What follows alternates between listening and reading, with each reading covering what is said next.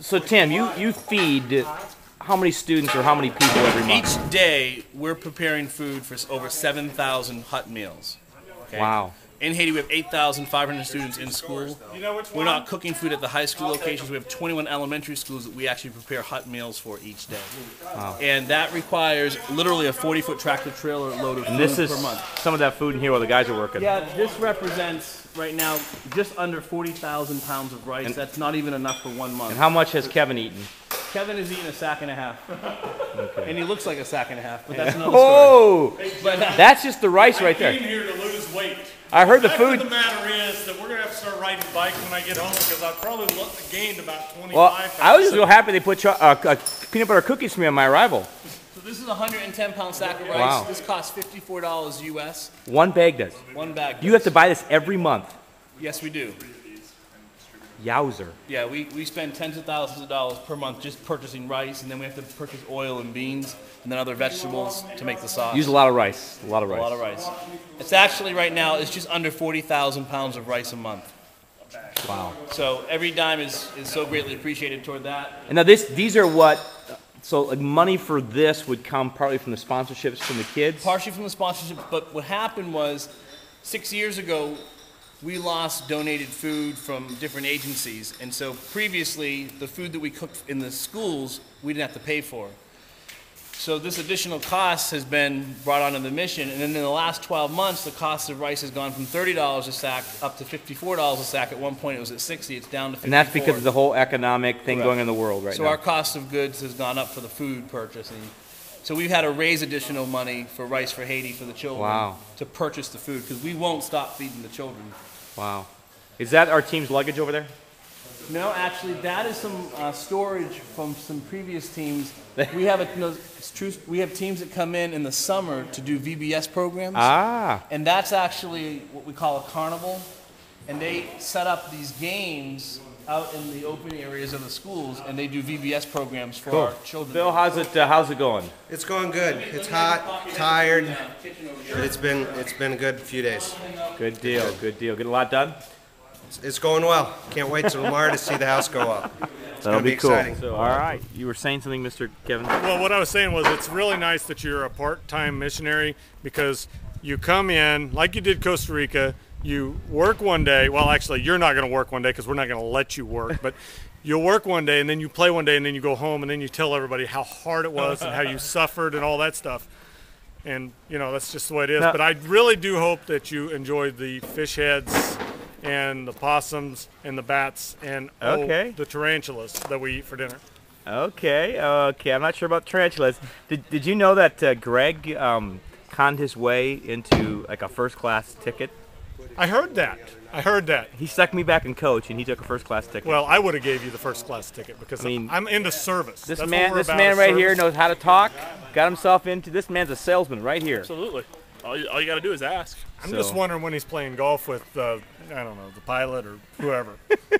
Kramer, where'd that hat come from? Is that a? Did you buy that here, or did you bring that with you, or? I brought that with. You really? Look at that. It's got character written all over it. Look at Seth, man. Gloves on. The man looks serious. Hey, Zeph. He's almost like come here. Show the problem you have with your wrist because you're working so hard. He's almost like don't bother me. I'm working so hard. He's got a really bad problem with his wrist. We worked him so hard we broke his wrists. Put your hands on backwards? Nothing. This is part of the campus. You can see what's going on. Of course, they're right on the ocean. So out there you can see the ocean. And of course, you can see a big ship out there too. We're not sure Cindy has figured out the whole idea of negotiating and purchasing. All we know is all of the people, when Cindy walks by, start to wave at her. They know her name. They call her. Money. She actually has, in the GDP of this area, she's increased it by tenfold just by being here. You've made a difference, Cindy. But the one phrase I learned before I left was pagilajan, and that is, I have no money, and I actually got to use it today leaving the market. I got to say, I have no money. It's hard to say no, isn't it? But look at all the wares. Oh, yes. Yes. My baby doll. Look at that. Look at that. Good job. Good job. The team called me and let me know that they really were struggling and not having enough to eat. I have come and uncovered the truth. Look at the truth. Look at this. This is what Rochelle's having just for her first load out of here. We've all gained 10 Unbelievable. pounds, at least. Having meatloaf tonight with some unbelievable bread with potatoes. Yowzer. Now, Bill, don't compare this to your wife's cooking. That's not really fair, Bill. I already said I can't go home. I'll starve to death. Unbelievable. Oh, who's gonna cut this bread? How do you cut And here's some of our friends from Sheboygan, Wisconsin. Wisconsin. Guys, can you hear me say it? Say it. Wisconsin. Wisconsin. Good deal. Good deal. All right. Here we go.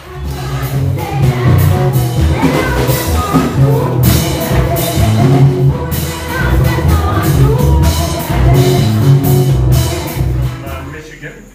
Michigan. And there's a gentleman from South Carolina. All over at night we have tarantulas that are roaming around. So you want to make sure where you step, and this actually is a small one that's around this particular area. So it makes sleeping a little bit different. Here they are playing around with the tarantula. Oh, went back in his hole. I'm trying to find it. Where is it? Right.